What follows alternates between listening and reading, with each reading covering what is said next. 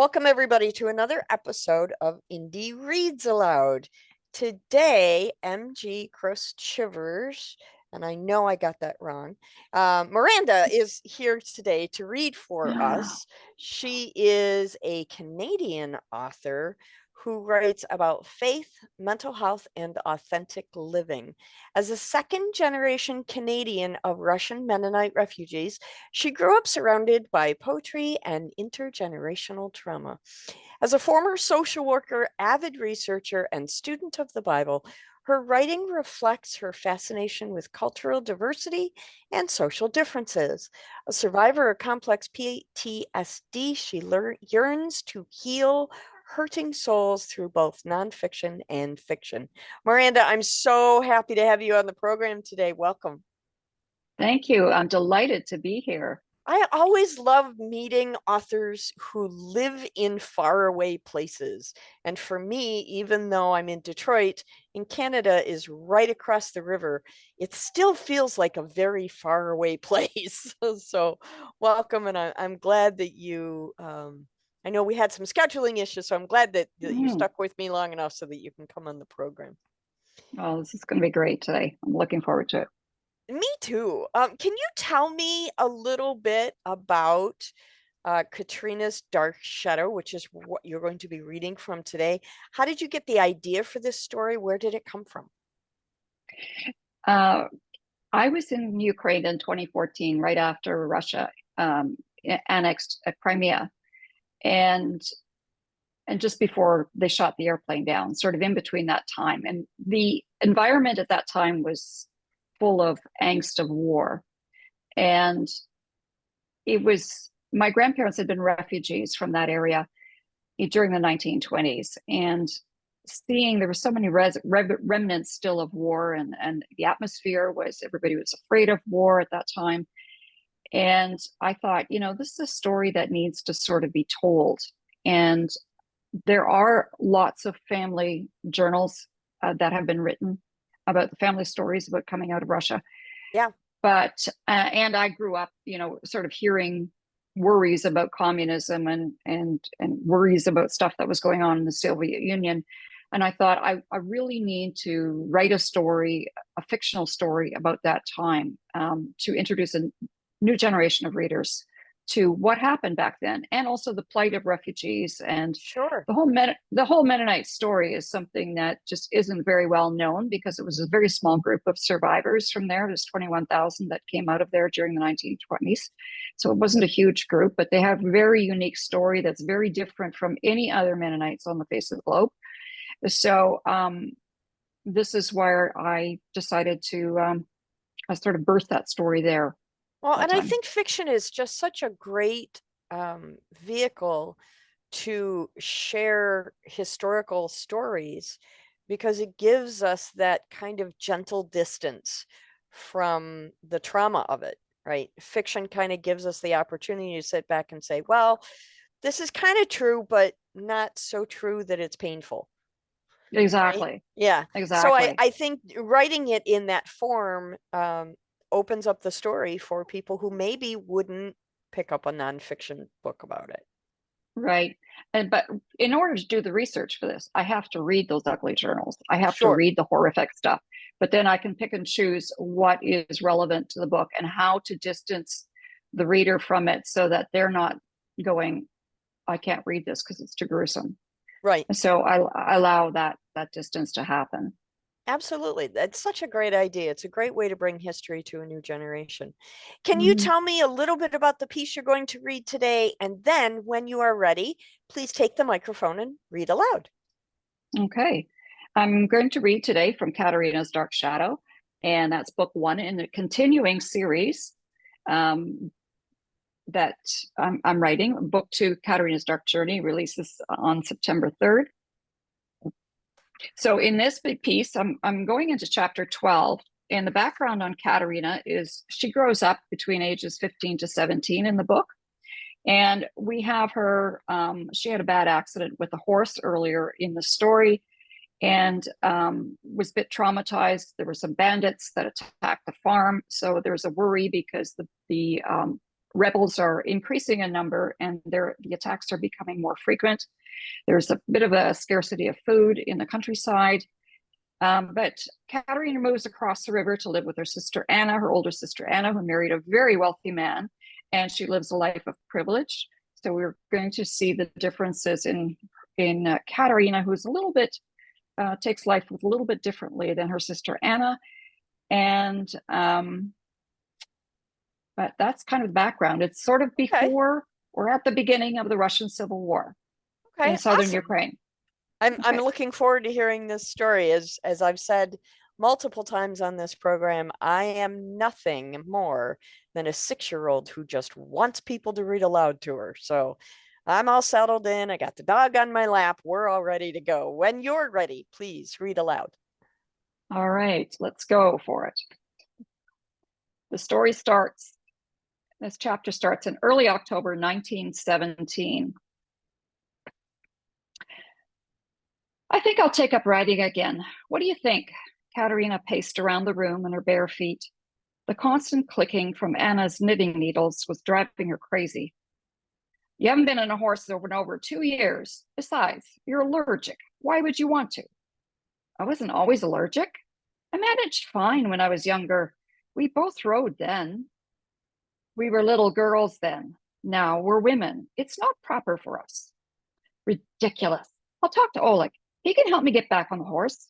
You will not. I won't risk you having an allergic reaction or cracking your head again.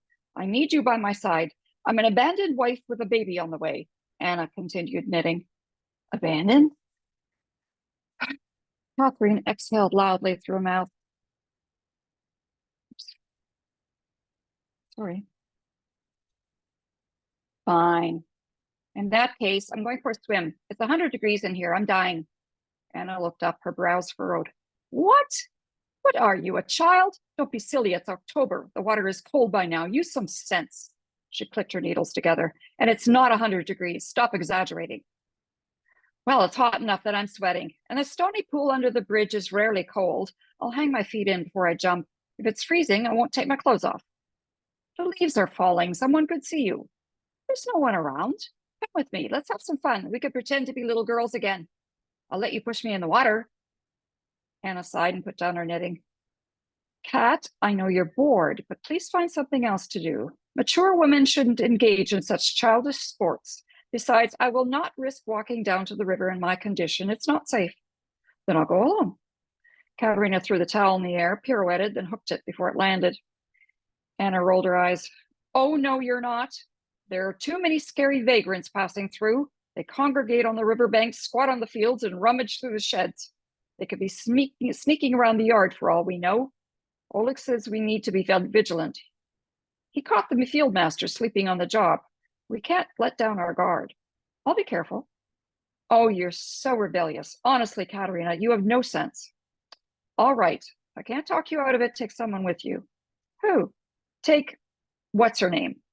That one with the mousy brown hair that looks like you from behind. I can spare her for an hour or two. Mousy? Do you mean Kiva with puffy hair? Katarina furrowed her brows. She looks nothing like me. Yes, Kiva, that's her name. The tall one. Aliona's helper.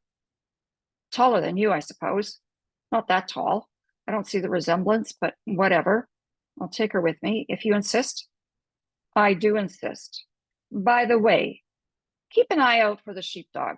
Oleg says he hasn't seen him anywhere. Anna pulled a strand from the ball of wool and clicked the needles.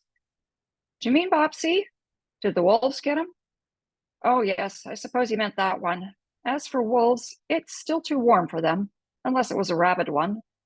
And the pens are intact. He's probably sick and hiding somewhere after eating too much fat when we rendered the pigs. He ate the trimmings. Uh-huh. He's old and a bit crazy. Not to worry. Oleg's training the new pup. Anna yawned. He'll come running when I splash around. I'm sure he will. Katarina kicked at the dusty ruts and glanced over her shoulder at the scullery maid trailing behind her. Where are you from, Kiva? Me? I live in Petrovka with my husband. The woman picked up the pace and drew closer. Does he work at the factory? Yes. Kiva's abrupt answers were annoying, and Katarina's attempts at pleasant conversation were failing miserably. During the servant's daily interaction with Aliona, she was quick-witted and talkative, but Katarina had never been alone with her before, at least not like this. She racked her brain for a good topic. The woman was a local. Perhaps she had insight into the recent uprisings. Do you know Machno? I know of him. Everybody does. I heard he's a troublemaker. He has ideas to free Ukraine from Russia. I see. Are they good ideas? Kiva shrugged. I don't know. The maid's pace slowed as she shifted the picnic basket to her other arm. Katerina sensed more resistance. She changed subjects. So, what's it like in Petrovka? I've never been. Kiva snorted. We live, we work, we sleep, like everyone else. Do you have roses in your gardens? I like roses, cornflowers, and sunflowers. I'm sad when the summer is over and they fade into nothing. We don't have time for such things. In our free time, we celebrate with friends and families. Katerina frowned. We do that too, and we enjoy our gardens. We don't have servants to take care of our homes. We take care of your homes. Then we go home and take care of ours. You Germans think everyone has servants. Katerina clenched her fists. She wanted to slap the maid's face. Anna would never tolerate such disrespect. However, discipline would only increase the animosity and make for an uncomfortable afternoon. She wanted to enjoy a peaceful walk and a blissful hour under the golden autumn sun by the water. A dignified rebuttal would put the maid in her place. We're Mennonites, not Germans. It's all the same to us, Katerina grimaced. There was obvious resentment in the cold tone. Had she offended Kiva? She always made an effort to get along with the help, but it wasn't working this time. She bit her lip. Maybe the woman hadn't slept well. That thin mattress under the kitchen table couldn't be very comfortable. Then again, not seeing anyone's family for the better part of the week would be tough for anyone. Katerina wondered about the servant's family. Where was Petrovka? Would Anna be upset if she asked Oleg to take her for a drive to see it? She shook her head. That would invite gossip from the sewing circle. Father's words flashed through her mind. Don't make friends with them. She squared her shoulders. As much as what she wanted to be liked by everyone, it wasn't proper to defer to the servants. Friendship was not a requirement of the job, but rudeness wasn't tolerated. She'd report the behavior to Anna later. They traipsed past the grain bins and the machinery barns without speaking further and took the left fork into the tree plantation, past the neat, airy lines of fruit trees, turned right by the walnut and chestnut groves, and meandered into the deep structured rows of coniferous and evergreen trees. The lush emerald forest of summer was morphing into veils of rusty tentacles, draping into a spooky comb of shriveled brown fingers and a dry, warty bottom. She shriveled at the thought of the upcoming long, chilly nights. Her mind drifted to the war and the soldiers' requests for warm clothing. The women's charities concerned themselves with such things. Soon they'd pack up holiday gift boxes for the men filled with cakes and dried sausages, knitted gloves and woolen socks and other life-preserving necessities. An encouraging letter would be slipped into each box before it was loaded into wooden crates and shipped to the front by rail. She looked forward to taking part in the seasonal brigade. Katerina wondered if David would be home for Christmas, or Dietrich. If she and Anna went home, no, that wouldn't happen. If Anna refused to walk on a beautiful day like today, she certainly wouldn't go on a trip to the other side of the river during bitter frost. It was going to be a long, boring winter. She pictured the snow drifting over the evergreens and considered the seasonal change, then looked over her shoulder at the servant sauntering 3 paces behind her. Hey, Kiva, do you celebrate Christmas? Of course, in January, like all Orthodox. Do you believe in Jesus too? Yes, we have the true religion. True? You mean Christian, like us? No, I don't know. The Orthodox Church says they are the true church, started by Apostle Andrew. Kiva shrugged. I suppose we all believe in the same God. Is it the same God? We think our church is the correct one too. Can both be right, or is one wrong? That Russian leader wants to ban all religion. Does she know anything about politics? Lenin says there is no God. Who? That communist leader? Oh, he can say what he wants. I don't care about his ideas. So Kiva knew who Lenin was, and she knew Machno. How educated was the woman? Katerina probed. He has many strange convictions. Do you think he'll change Russia? Anything is better than what we have now.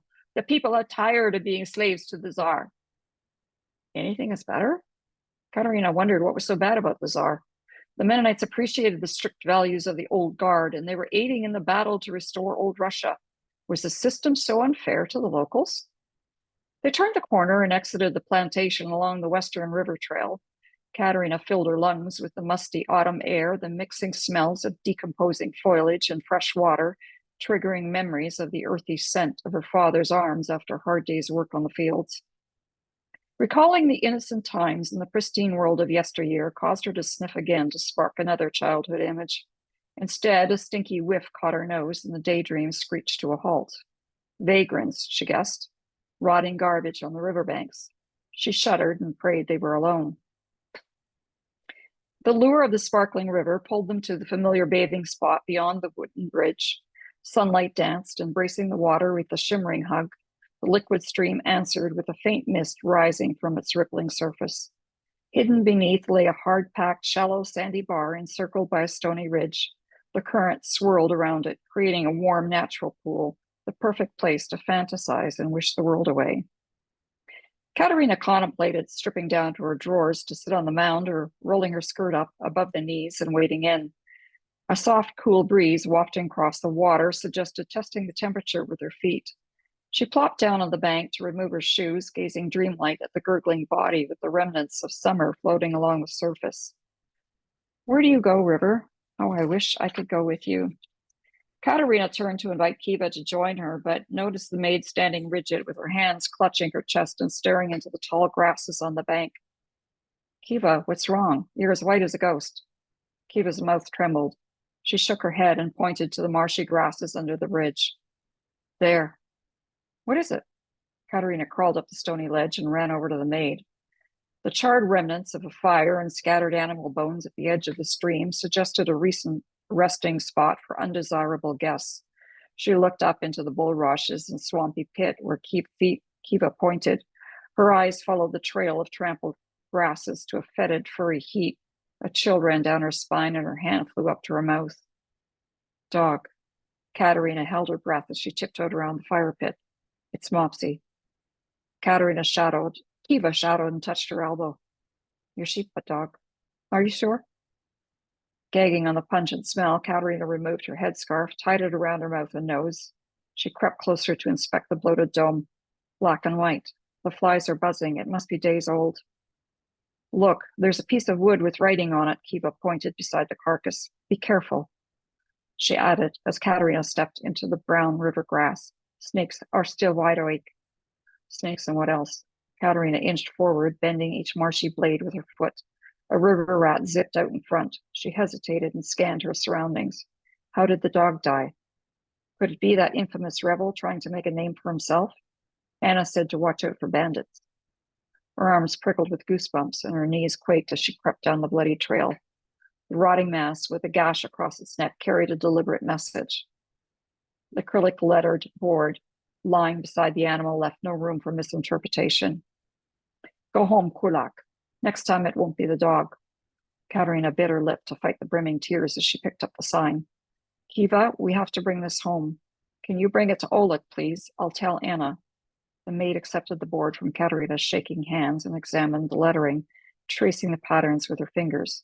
The color fell from her face as she looked up. Miss Katarina, I am so sorry. It is no one I know. The maid could read, but not well, Katarina noted. She swallowed the lump in her throat and jerked her chin towards the trail. Let's go home. The last swim of the year forgotten, the women grabbed their supplies and hiked back. The late afternoon sun flickered through the gloomy canopy and carved sinister outlines through the deep woods. Katarina kept a watchful eye along the forested path, her stomach in knots. Kiva, why? You must know why. It's a warning. This is no caution sign, Kiva. They're threatening our lives. I want to know why. Why do they want us to leave? We have nothing to do with the war. Haven't we proven ourselves after 100 years? We're a peaceful people and we've faithfully served Russia. We bear no grudges and we try to get along with everyone. What are we doing wrong? Your German ties make you an enemy. Kiva's voice was cold and emotionless. Katarina searched for an explanation. But we're not German. Speaking the language doesn't make us warmongers. It's the language of our ancestors. They came from Prussia. Kiva scoffed. You don't act like Russian. You keep your German ways in your precious churches, bullying our people like rich aristocrats and insisting on your own languages in your own schools. You don't try to become like us, and you steal our land. Katarina stumbled on a rock. Neither the scorn nor the attitude made sense. Steal your land? What do you mean? Catherine the Great gave us land and asked us to farm the steppes. We didn't steal it. Miss Katarina, have you ever been to our villages? No, can't say that I have. You should come and see. We don't live like you, your pretty little rows of perfect houses with drawn lines around a piece of dirt that you buy and sell like expensive shoes covered in ribbons and colored jewels.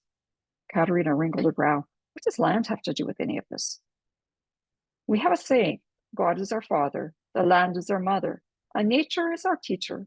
Land is an internal gift from the Creator. It is a treasure to be shared, not owned and traded like a commodity. You Germans would sell your own mothers for land. You have no respect for the sacred. Kiva gestured to the trees with an upturned palm. Katarina's mouth gaped. The land is your mother? What kind of nonsense is that? Do you worship creation? I think you should talk to your priests. I doubt any Christian church teaches that. It's not biblical. Kiva rolled her eyes. That's not what I meant. We honor the land the way God commands. Each person uses what they need. We take care of the land too. God gave it to us to produce food so the world can eat, Katarina protested. Kiva's logic was confusing. To feed ourselves and our families, yes. However, when one has too much land, one needs help to take care of it. Like the greedy czar, one falls into temptation to make slaves of the workers. Katarina pondered the maid's statement. Yes, it's true that responsibility increases with ownership, but God requires us to be productive and to increase our wealth so we can help those who cannot help themselves. Besides, anyone can own land if they work hard enough. Own land? We already own the land. It belongs to us, all of it. You have no right to it. That's my point. But we provide work for you. We pay well. We developed the steps and constructed the factories. Without us, you wouldn't have jobs or money. Jobs, Kiva snorted. Money. My dear Miss Katarina, I scrub your floors and toilets, wash your clothes, and decorate your tables with roses from your fancy gardens so you and your sister can parade as ladies of leisure, knitting socks and organizing your committees, trying to justify yourself when you serve the poor with a bowl of soup. Every night I go to bed on a thin mattress on a cold stone floor with my knees bleeding and my hands cut, all for a loaf of bread. On my free days, I scrub my own floors, wash my husband's dirty factory clothes that stink of petrol, help him scour the grease from his aching body, check my children's teeth, and cook a good meal. I see my family 2 times a week. I'm 35 years old. My joints hurt. My fingers can no longer hold a needle and thread. Now you tell me how I can work harder. Katarina tripped over a root sticking up from the ground, and her bad arm flailed for support. The quick movement pinched. She bit her lip, steadied herself on a low-hanging branch, and grasped for an answer to the verbal assault. She talks as if we treat her like a slave. I'm sorry, Kiva. I didn't mean to imply you didn't work hard. I'm sorry about your life. I know the heart of my families. We don't want for your people to suffer. There. You just said it. Your people. You see? There's a thick wall between us. We'll tear it down. Are we enemies? Is it us versus them? Fear knocked on Katarina's mind. How far would the rebels go to achieve their political goals? Was Kiva one of them? She reflected on her doubts about Dmitri. Could any of the servants be trusted? They broached the perimeter of the pasture as the heat of the afternoon faded. The clammy silk undergarments twisted beneath her skirts, sticking to her sweaty legs in awkward folds. Katarina wished the rotting dog on the signboard had surfaced after the swim. It was too late to turn back now. She brushed the sweat from her brow. Her throat parched. She turned to the maid. Kiva, did we bring water? Kiva set the disturbing placard on the ground. She opened the picnic box, retrieved a bottle of water, uncorked it, and held it up to Katarina. Katarina realized she'd never studied the woman. The plaited, coarse brunette hair wrapped around her head in the traditional style of a young woman belied the strands of gray peeking from the temples. The gnarled, scarred hands, the lines on her face, and the bags under her amber eyes all suggested a woman much older than her stated 35 years. Katerina had guessed the maid to be at least 50. A pang of guilt washed over her. The woman deserved a better life. Katerina toyed with the drops beating from the jar. If she'd been born into a local peasant household, would she be any less worthy? She held the container up to Kiva. Here, you haven't had a drink all day. You must be parched. Oh, no, I can't. Kiva gushed. It's not right. I insist. Katerina pushed the container at Kiva's chest. The maid hesitated, then accepted and guzzled. She wiped her mouth on the back of her hand before offering the jar back to Katerina. Thank you. Shall I put it away, or do you want to drink after my lips have soiled the jar? Katerina hesitated to take the dare. Anna would have a fit and probably send her to the doctor to be checked for contagion. Except Anna didn't need to know. She sensed the relationship with Kiva was paramount, although she wasn't sure why. She barely knew the woman. Accepting the bottle, she wiped the top with her sleeve and held it to her lips, sipping tentatively while Kiva watched. The smirk on Kiva's face widened. Not wishing to be scorned further, Katerina turned the bottom to the sky and gulped. Kiva's smile disappeared. They completed the trek in silence until they reached the yard, at which point Katerina took the sign from Kiva's arm. I'll go talk to Oleg. Take the rest of the day off. I'll tell Anna that you're running errands for me. And I think we'll stop there for today. Nice. Nicely done. I have a really interesting question for you. At least it's interesting to me. As you were doing the research for this story, what was a piece of your research that really stood out to you as either remarkable for its positive or negative aspect, or something that you just simply didn't expect to find? Oh, that's a loaded question because there was there was a lot of research, and I think one of the most challenging things that I found was the confusion in southern Ukraine, or in all of Ukraine during the Russian Civil War, was that Ukraine was also involved in its own civil war. At the same time, Russia was embroiled in a civil war. And that made for very confusing research because things were shifting on literally a monthly basis, where political swings and new factions were rising up, and the banditry that was out there was like the Wild West. There's no other way to describe it. It was the Wild West that happened, and I think that was the most difficult, most challenging, and the most surprising.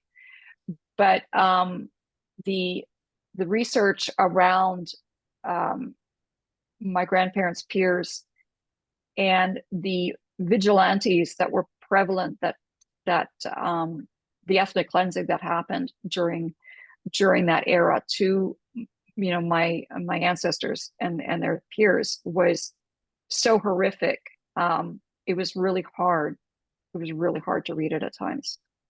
Sure. Yeah, I can imagine, as it would be for anyone who is tracing history involving their family of those kinds of atrocities. I mean, it had to be difficult to read it. The most curious thing that I found, I think, on top of that, was finding out that the people who were persecuted, I didn't realize that my ancestors, because they didn't talk about this part of it, that they were all extremely wealthy. And they left everything to come here. So they were being persecuted for their wealth, as well as for the fact that they were of German ethnic heritage and oppression. They were originally Prussian, but that was all part of Germany at one time.